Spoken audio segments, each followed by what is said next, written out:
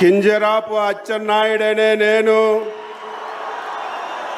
శాసనము ద్వారా నిర్మితమైన భారత రాజ్యాంగం పట్ల నిజమైన విశ్వాసం విజేత చూపుతానని, భారతదేశ సార్వభౌమాధికారాన్ని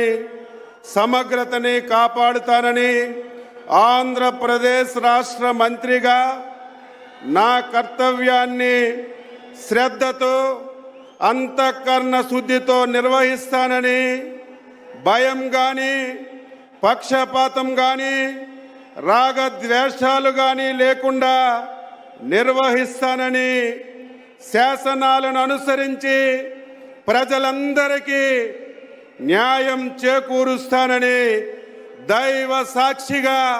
ప్రమాణం చేస్తున్నాను. నేను కింజరాపు అచ్చెన్నాయుడనే నేను ఆంధ్రప్రదేశ్ రాష్ట్ర మంత్రిగా నా పరిశీలనకు వచ్చిన లేదా నాకు తెలియవచ్చిన ఏ విషయాన్ని నా కర్తవ్యాలని